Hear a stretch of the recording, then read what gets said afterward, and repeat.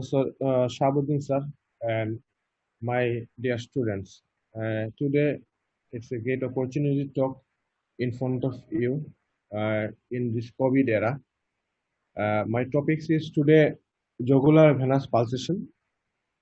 Though it is a bedside teaching, but due to these circumstances, I will make understandable as far as I possible by online uh, study. Before going to the jugular venous pressure examination, I like to recapitulate some anatomy and physiology of neck vein. You can see here this picture. There is a diagrammatic picture of right-sided venous system. You can see this is a right internal jugular vein, and right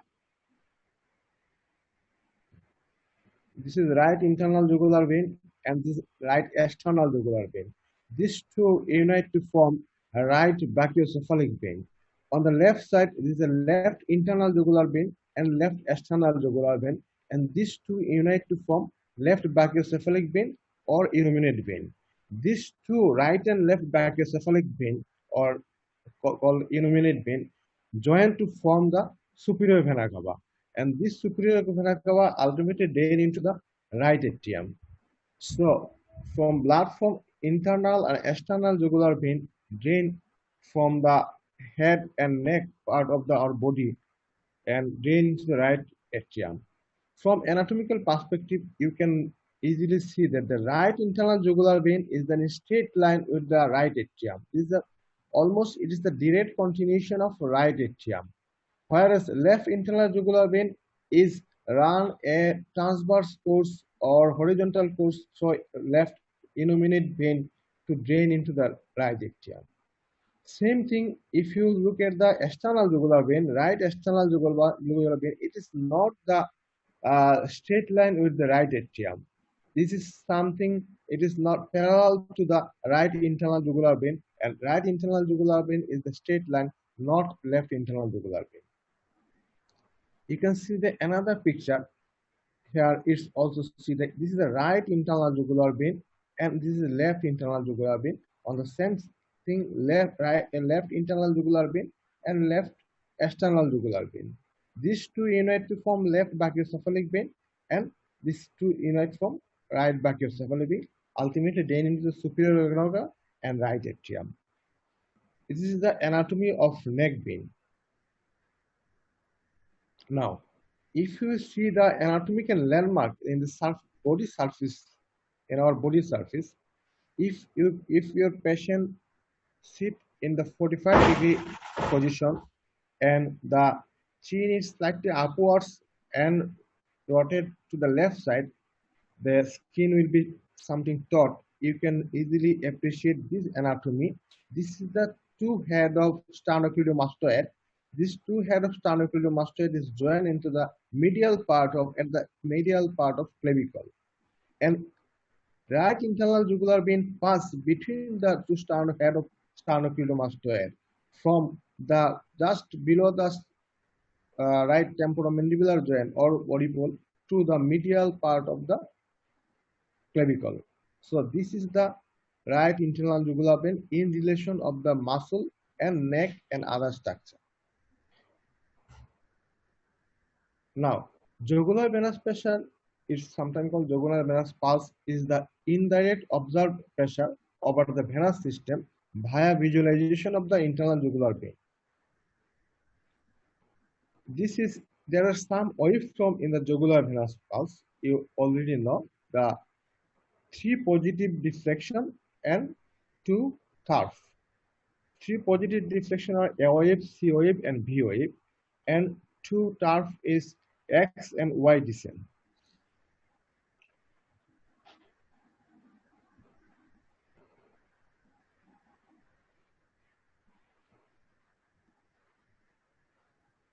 One minute, sir. I'll go for another thing. Okay.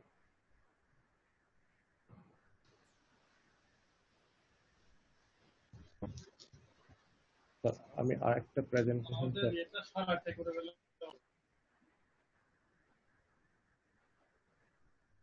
So আরেকটা presentation আনতেছি sir.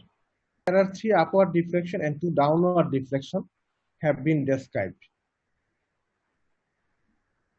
2 upward deflection are A and C, and downward deflection X and Y descent. The A wave is the atrial contraction which produce A wave in the jugular venous system, and C wave is it is a two thing produce C wave. One is the tricuspid bulge during ventricular contraction. Another is the transmitting wave from the carotid pulse. This produce C wave, but the C wave cannot be visible. So we would not think C wave much more. That is V wave. This is the actual venous filling during ventricular contraction. It is a V wave, very important wave. And X descent is the atrial relaxation. When atrial relax, then X descent is produced, this first half. And the Y descent when ventricular filling is produced after tricuspid valve open. This is the X descent. So A wave, V wave, these are two important waves. It is positive deflection, and X and Y descent is the negative deflection. Now, for bedside examination, what we want to do? We want to estimate the central venous pressure, and we want to assess the waveform. To estimate the central venous pressure, first we should identify whether jugular venous pressure is elevated or not. If jugular venous pressure is elevated, we should measure it. Then after measurement, we can get idea about the central venous pressure, how much central venous pressure the patient has. Then we should assess the waveform. By identification of different pattern of waveform, we can assess the underlying pathology. So during bedside examination, this thing we should think. This point we should think. The internal jugular vein is preferred to the external jugular vein. Already from anatomy you can see and you can appreciate why internal jugular vein is preferred. Then right internal jugular vein is preferred to left internal jugular vein. It is also you can appreciate from the anatomy that why right internal jugular vein is preferred for left internal jugular vein, as it is the direct continuation of the right atrium. And external jugular vein is not preferred because external jugular vein is superficial. There is lots of fascia and other structure which can impair the venous filling to external jugular vein. And moreover, external jugular vein has some valve. In the lower end of the external jugular vein, there is a valve, but internal jugular vein devoid of valve. There is no valve in internal jugular vein. So internal jugular vein is the preferred situation to measure the venous system, venous pressure. Then position of the patient. Position of the patient is very important. Ideally, the patient should be lie in 45 degree from his surface. At the end of the talk, I will give you some thing about the position. Then you have to differentiate between the venous wave from the arterial pulse, because in the neck there is a venous system as well as arterial system. And so you should differentiate this impulse is whether it is comes from the venous system or arterial system. Then we should measure the venous pressure and then analysis of the wave. This is the ideal position to examine any cardiovascular system of any patient. This is the 45 degree angle, 45, this is 45 degree, and patient should lie in this situation, This is the ideal position for examination of the cardiovascular system. Next, you have to identify whether it is carotid pulsation or not. Jugular venous pulsation, it is visible, not palpable, but carotid pulse is palpable. You can palpate the carotid pulse, but you cannot palpate the jugular venous pulsation. You just see the jugular venous pulsation. It is superficial and lateral to the neck, and carotid pulsation is deeper and medial to the neck. It is prominent inwards movement than artery, and it is outwards movement. There is 2 flicker in each cardiac cycle if the patient is sinus rhythm. If it is not sinus rhythm, there will be 1 flicker in cardiac cycle in jugular venous system. And carotid pulsation, there is single upstroke. JVP moves with respiration. On inspiration, JVP will go down, decrease on inspiration. There is no effect of respiration or position of the body. JVP obliterated when you apply a slight pressure at the root of the neck, but carotid pulsation cannot be obliterated by slight pressure or even more pressure. There is abdominal jugular reflex. You can appreciate abdominal jugular reflex in jugular venous pressure by pressing the mid part of abdomen. Jugular pressure will be elevated. I will talk later on. And carotid pulsation, there is no effect on pressure on the abdomen. So by checking this point, you can easily identify whether the pulsation you are notice is carotid or venous. Next, how to measure the jugular venous pressure. If you find the top of oscillation of the venous pressure, you have to measure it. Here in the lower part of picture, if you think that your jugular venous pulsation is this level, then you have to go for sternal angle or angle of Lewis. It is our landmark. From here, you have to draw a vertical line, and from this top of the jugular venous pressure and the distance between these two lines is a vertical line, is the measure of vertical height in centimeter of water, not millimeter of water. It is a centimeter of water. Look, this is right atrium, and from right atrium the angle of Lewis or the sternal angle is about 5 centimeter height. So this is 5 centimeter height. It is more or less constant in every people. Then this is if the jugular venous pulsation is this position, then the vertical height is your measured jugular venous pulsation. This one, it is normally 3 to 4 centimeter of water. Some author it's right, it is 3. Some author writes it is 4. If it is 4, then you have encountered a high jugular venous pressure. It is normally 3 to 4. Next, same thing in this picture. It is 3 centimeter, and the 5 centimeter is constant on every adult population. So 3 centimeter and 5 centimeter comes together. So this patient is jugular venous pressure will be 3 plus 5 is 8 centimeter of water. It is not millimeter, centimeter of water. If you turn into its millimeter, you have to divide 8 by 1.3. 1.3 centimeter of water is 1 millimeter of mercury. So you can calculate this 8 centimeter of water to 1 millimeter of mercury by dividing 1.3. Next, so if you find your patient has elevated jugular venous pressure, you should think these might be possibility of this patient elevated jugular venous pressure. First, right heart failure, then pulmonary hypertension, pulmonary stenosis, tricuspid stenosis, acute pulmonary embolism, tricuspid regurgitation, constrictive pericarditis, superior vena cava obstruction, and volume overload. These are the conditions which causes elevated jugular venous pressure. Next, now you should, after found of elevated jugular venous pressure, your task is to identify the wave of the jugular venous pressure, the wave. So how you will identify the wave, A wave or B wave? It is A or B. For this identification, you have to palpate the left carotid artery. Left carotid artery palpation, you can identify which wave you are seeing and which wave is A and which is B. The wave B wave is simultaneous with the carotid pulse.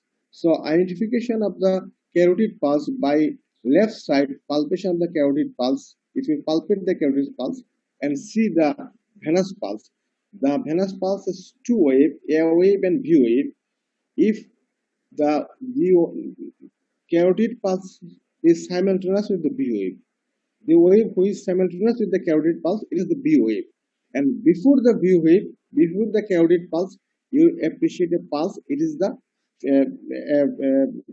pressure. It will be a wave. Another wave is a wave. It will not simultaneous with the carotid pulse. So simultaneous carotid pulse is the B wave. So identification of the B wave and A wave is important. So that you can assess the B wave or A wave. Now, some abnormality of A wave. That is, if your A wave is prominent in this situation, like tricuspid stenosis, pulmonary hypertension due to any cause, and acute pulmonary embolism, there will be large A wave. Next, very important is when A wave will be abolished. Atrial fibrillation, this is very common in our situation in our ward or in exam. The atrial fibrillation, A wave will be lost. So A wave will be absent in atrial fibrillation. Sometimes you can appreciate a giant A wave. It is called cannon wave. This cannon wave or giant A wave is produced due to atrial contraction, vigorous atrial contraction against closed tricuspid valve. Tricuspid valve is closed and atria is contract. So blood cannot comes from atrium into the right ventricle. So blood will go back to the superior vena cava and jugular vein. This is the giant A wave. This cannon wave. Cannon wave can be regular or irregular. You can appreciate this regularly or irregularly. Regular cannon wave is junctional rhythm. If the patient is in junctional rhythm, then you can see regular cannon wave. The patient is VT and 1:1 retrograde contraction. You can see regular cannon wave, but bear in mind VT should be in slow VT. If its VT is like 140, 160, 180, then you cannot appreciate cannon wave because there is a hemodynamic compromise. So slow VT with retrograde 1:1 conduction, you can appreciate regular cannon wave. And irregular cannon wave is very common in case of complete heart block, single chamber ventricular pacing, and complete heart block. These two are very common in what? The complete heart block, single chamber ventricular pacing, irregular cannon wave. Also, you can see in ventricular tachycardia, ventricular ectopic beat, and any cause of atrioventricular dissociation. Next, abnormality of B wave. B wave, there is giant B wave, but prominent B wave, there is an important one, tricuspid regurgitation is very common. Tricuspid regurgitation, it produces a giant B wave. Others cause are large atrial septal defect, ventricular septal defect in case of Garbody defect, where left ventricle push the blood into the RA. It's called Garbody defect. For you can see VHD Garbody defect is a large B wave, and it also seen in atrial fibrillation. This too is due to volume overload into the right atrium. Now abnormality of X descent. X descent, prominent X descent is occurred in constrictive pericarditis, cardiac tamponade, and atrial septal defect. X descent is absent in atrial fibrillation and tricuspid regurgitation. Abnormality of Y descent. Rapid Y descent is seen in severe tricuspid regurgitation and constrictive pericarditis. Slow Y descent is seen in tricuspid stenosis and pericardial tamponade. Now, here is some picture of this is a normal JVP, normal jugular venous pressure wave, A wave, C wave, B wave. It is the Y descent. In case of tricuspid regurgitation, it is very common because tricuspid regurgitation is common in pulmonary hypertension as well as other tricuspid valvular abnormality. Tricuspid regurgitation, there will be a giant V wave. This is a V wave. Sometimes it is called CV wave. As C wave cannot be appreciated in case of giant V wave, so it is also called CV wave. It's a giant V wave, tricuspid regurgitation. In case of constrictive pericarditis, there is associated steep X and Y descent. This X descent and Y descent. This is a very steep, sharp downwards fall of X and Y descent. In comparison, it's normal. This is constrictive pericarditis. In case of atrial septal defect, there is associated exaggerated air wave. If the patient is sinus rhythm, in atrial septal defect, you can appreciate some exaggeration of air wave and V wave due to pulmonary hypertension if is developed. If the patient has atrial fibrillation, you cannot see the air wave. Wave will be abolished. It is a tricuspid stenosis where the air wave will be tall. Air wave will be tall, but the slow Y descent will be slow in tricuspid stenosis. Due to tricuspid stenosis, blood from atrium into the ventricle, right atrium in ventricle, there is stenosis, so blood will fill ventricle slowly. So for that reason, Y descent will be slow in case of tricuspid stenosis. Now, position of the patient. If your patient lie without pillow, the venous pulsation is the atrium, right atrium and neck vein is in the same level. So venous pulsation, you cannot identify the top of the oscillating pulsation of the vein because it's the same level. The blood column will be the same level of the right atrium. So if you want to see the upper limit of the pulsation, you have to put the patient into the 30 to 45 degree upwards. Then your upper part of pulsation, the top level, you can appreciate. Sometimes if the venous pulse is so high, if it is a very high venous pressure, you cannot see also in this position. It will be go up behind the ear. At this thing, you should sit the patient to see the top of the venous pulsation. So, jodio the 45 degree angle is the our clinical method of examination. There are some deviation. Sometimes you should not get the upper part of venous pulsation in 45 degree in case of very high venous pressure.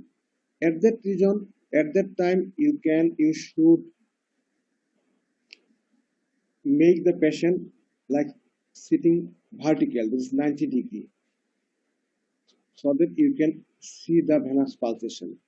This is the position of your patient. You should make position according to your patient condition.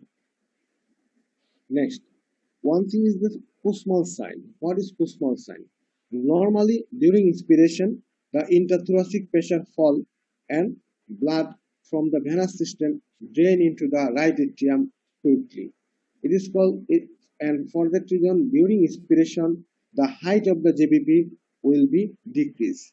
It is a normal phenomenon.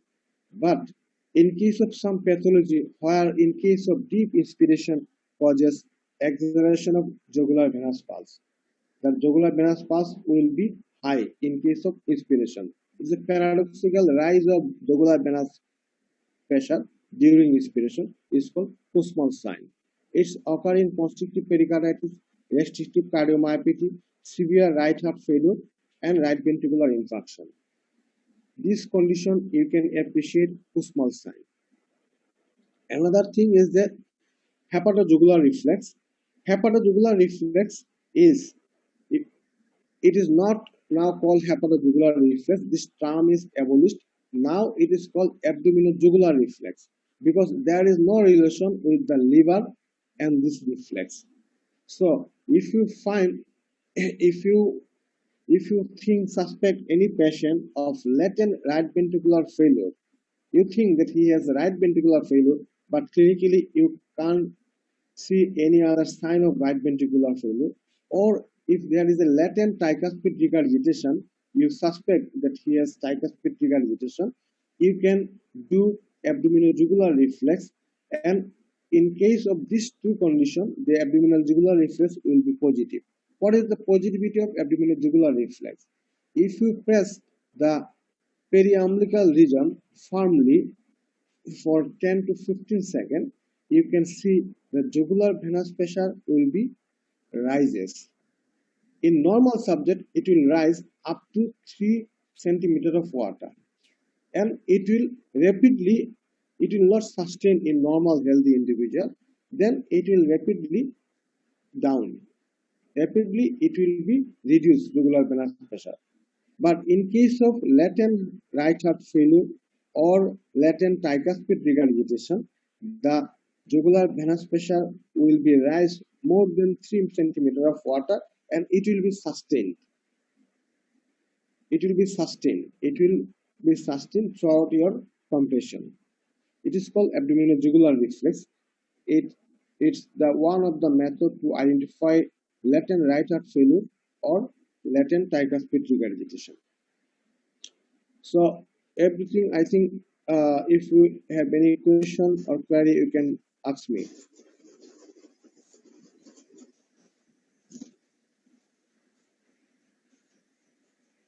Thank you, sir, for nice presentation, sir. Do you have any question or query?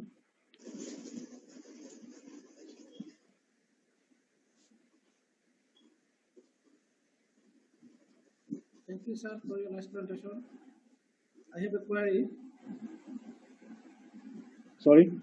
I have a query, sir. Yeah. Okay.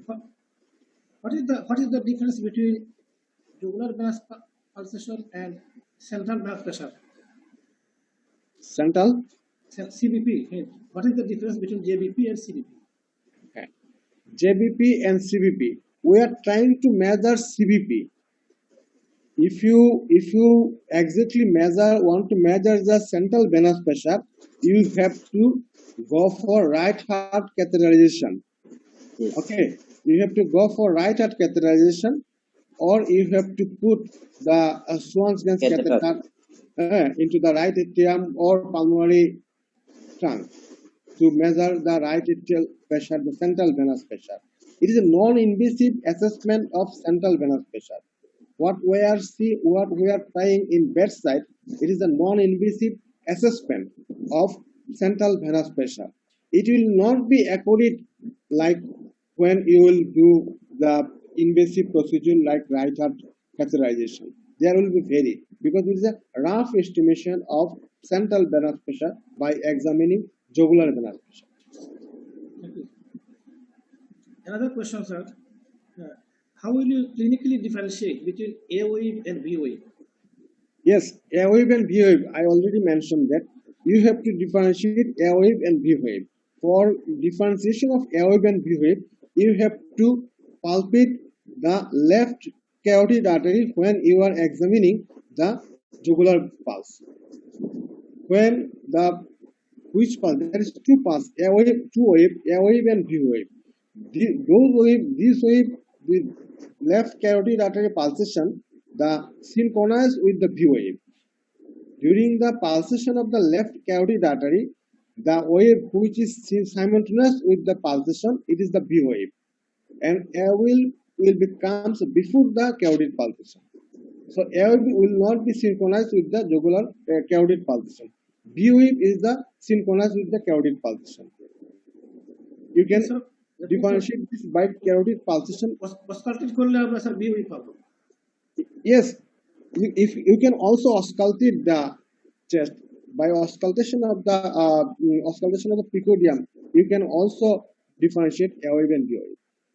But easier method is the palpation of the left carotid artery. Thank you. Sir, thank you, sir, for nice presentation. I have one question, sir. Yes. Sir, I want to know the mechanism of X descent and Y descent, as well as why there is prominent X descent in case of constrictive pericarditis. Okay. Actually, I want to know the mechanism. Mechanism X descent and Y descent. The X descent is the atrial relaxation. When atrial relax, the blood column from the jugular superior vena cava, blood drain into the atrium. When blood from superior vena cava and drain into the right atrium, this produce X descent. The blood sharply go into the atrium. There is a descent of blood. It produces X descent. And Y descent, the same thing. When from atrium, there is an atrium, from blood is the atrium, right atrium, and tricuspid valve is open. Tricuspid valve is open. And this is all of blood from left right atrium into the right ventricle. Y descent. Y descent is produced from blood from right atrium to right ventricle when tricuspid valve is open.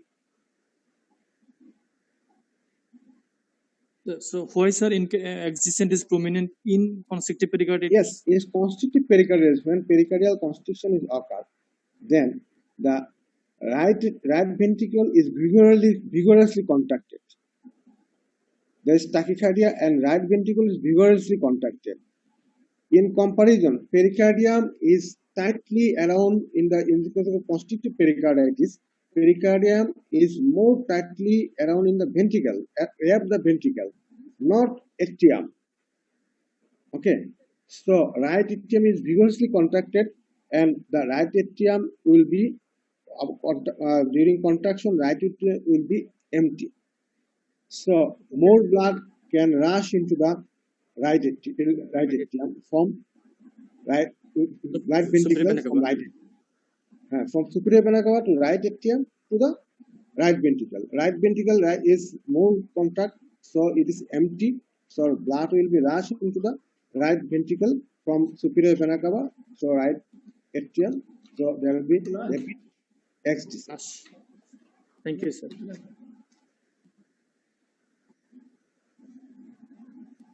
One thing is that I am telling my student that during cardiovascular system examination, there you should follow some protocol. One thing is that first of all, you look for the patient and the proper positioning, and you go for hand examination. Quick look at hand examination, whether there is clubbing, whether there is any sign of infective endocarditis, and then go for pulse. Then go upwards blood pressure, then jugular venous pressure, pulse, BP, JBP. Then come to the picodium, examine picodium, palpation, auscultation, and then go for the lung base. After lung base auscultation, at the same time, you can see the sacral edema, and then next go for pedal edema. So first examine the hand, quick look at the hand, whether there is clubbing, whether there is sign of infective endocarditis, then go examine the pulse, then blood pressure and jugular venous pressure. By examining the pulse, blood pressure and jugular venous pressure, you can assess some pathology. What is the case? By examining only 2-3 things, pulse, BP and JBP, you can take a guess what you are expect in the picodium. Then examine picodium and lung base and pedal edema.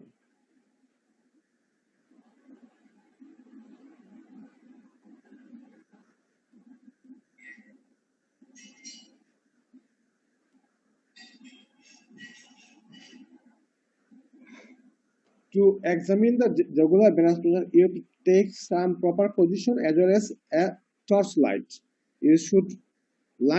Torchlight should be you have to light the patient neck from something tangent from patient behind.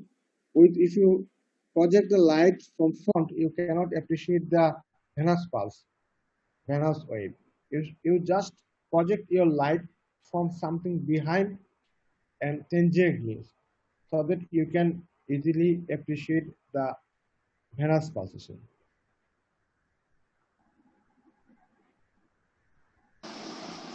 Sir, Adab sir.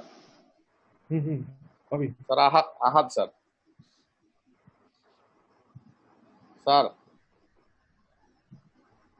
হ্যাঁ আহাদ জি sir sir এইচওয়েভ বলে sir একটা ইয়ে আছে, এটা কি sir? এইচওয়েভ yes, HWAV is some books, some author written the HWAV, but majority author they do not mention HWAV. H wave is the before the it is occurred before the y descent, after y descent and before the A wave, but it has no clinical significance. Most of the authors do not recognize H wave.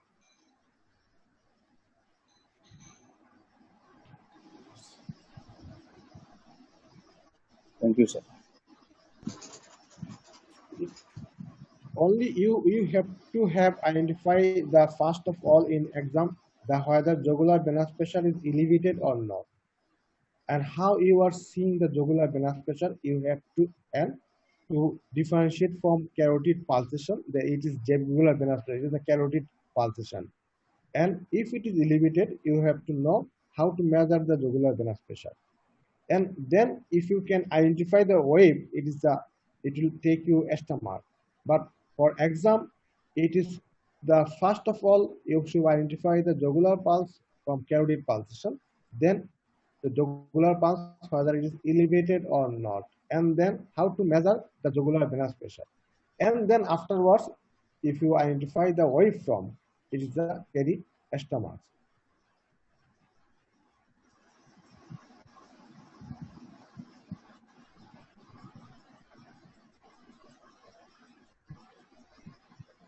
Fasten sir. Sir 30 degree পজিশনে রাখি sir, 30 degree তাইলে sir ওই ইয়েটা কি জেবিপিটা কি same হবে sir নাকি ওটা চেঞ্জ হবে? আইডিয়ালি একটা আমি একটা স্লাইড দেখাইছি, আমি আবার দেখাই। Ideally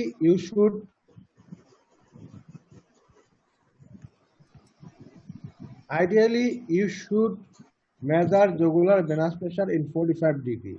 When you will say me that this patient jugular venous pressure is 4 centimeter or 5 centimeter of water from the sternal angle, আমরা সবাই বুঝবো যে আপনি 45 ডিগ্রি অ্যাঙ্গেলে পেশেন্টটাকে এক্সামিন করছেন।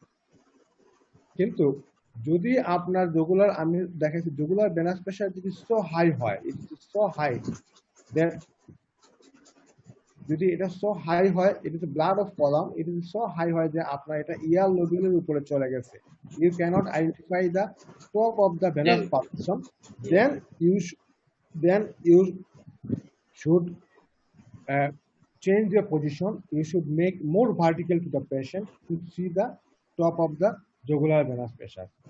At that time, you should mention that the jugular venous pressure is 6 centimeter of water. 90 degree angle je dekha hocche eta mention korte. Yes, at the patient is sitting position. 45 degree angle e apnar pan nai, eta jodi so high hoy. At the same time, the jugular venous pressure normally in healthy adult, jugular pressure venous pressure is hardly appreciated. It may be in the below the just behind the clavicle. If you want to examine or see the jugular venous pressure in a patient who has you are not finding jugular venous wave, then you have to downwards this head to identify the pulse pressure, pulse wave.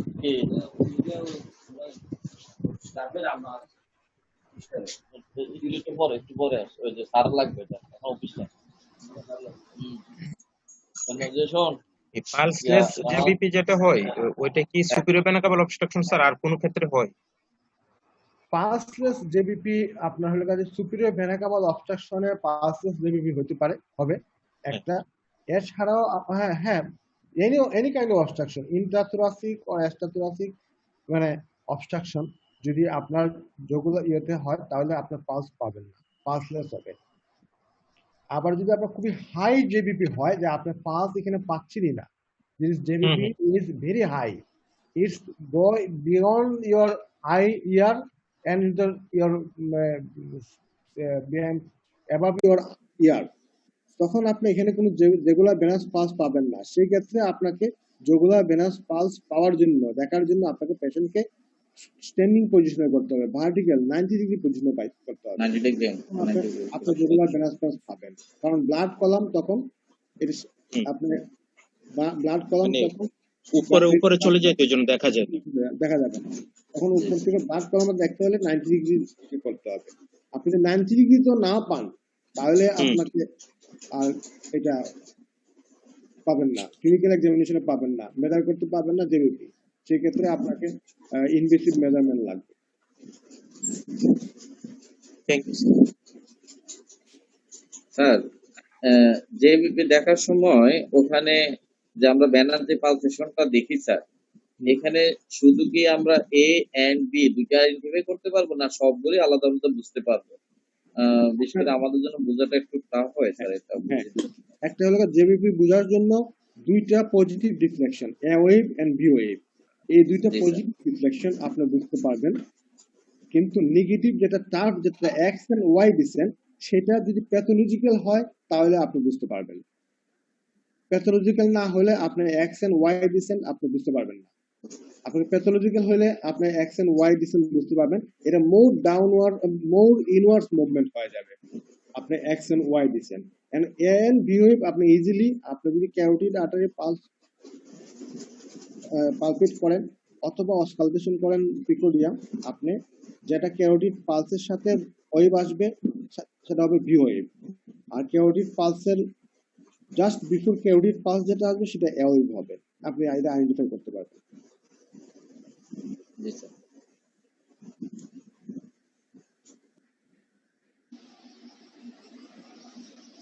আমাদের পরীক্ষার জন্য মানে এ আর বিটাই বেশি important.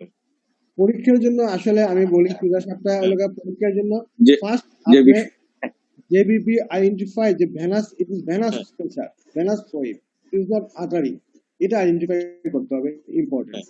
দেন আপনার JBP, আপনার অনেক সারা বলতে পারে আপনি মেজার করবেন কিভাবে, তাহলে সিম্পল দুটো স্কেল আপনাকে লাগবে। দুটো স্কেল দিয়ে আপনাকে দেখাই দিতে হবে স্যারদের যে আমি এটা আইডেন্টিফাই করতে জানি, যে how to measure the JBP. হ্যাঁ, ইট ইজ এলিভেটেড এন্ড এটা মেজারমেন্টটা আমাদের জানতে হবে কিভাবে মেজার করে। তারপরে ওয়েভ পরীক্ষার জন্য এভাবে ধরা হয় না সাধারণত, কারণ এটা বেডসাইড এক্সামিনেশনের মাঝে জেবিপি এক্সামিনেশন ইজ ডিফিকাল্ট, এবং এটা বইয়ে লেখা আছে ইন্টার অবজারভার ভেরিয়েশন হয়, এটা ইন্টার অবজারভার ভেরিয়েশন হয় বিশেষ করে ওয়েভ গুলার ক্ষেত্রে। যে বি ওয়েভ প্রমিনেন্ট, খুব বেশি প্রমিনেন্ট না হলে আপনি বি ওয়েভ একজন বলবে যে প্রমিনেন্ট, একজন বলবে যে প্রমিনেন্ট না। কাজেই পরীক্ষার জন্য proper technique of examination 45 degree, how to measure, how to identify the pulse from carotid pulse, from jugular venous pulse, and measurement and the elevation of JVP, whether elevated or not. এই তিনটা জিনিস, চারটা জিনিস important. এবং আপনি JBP দেখছেন কিনা পরীক্ষার হলে, আমি আগে বলছি পালস দেখবেন, বিপি দেখবেন, তারপরে জিবিপি দেখবেন, তারপরে আপনি প্রিকোডিয়াম দেখবেন, তাহলে আপনার জেবিপি মিস হবে না। যদি জেবিপি এক্সামিনেশন করতে বলে আমরা তাহলে কি ওগুলি দেখে জেবিপি দেখবো নাকি তখন জেবিপি দেখবো? বলে যে আপনি জেবিপি এক্সামিন করেন, তাহলে আপনি ডাইরেক্ট জেবিপি এক্সামিন করবেন।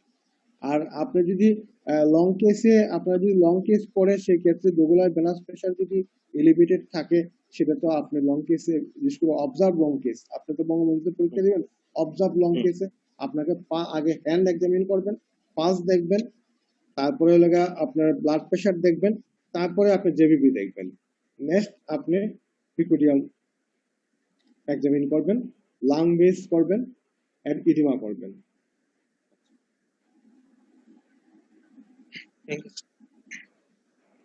শর্ট কেসে জেবিপি এক্সামিন করার পরে আমাকে রিলেভেন্ট এক্সামিন করতে হবে না, যে প্রিকোডিয়াম দেখতে হবে বা চাইতে হবে?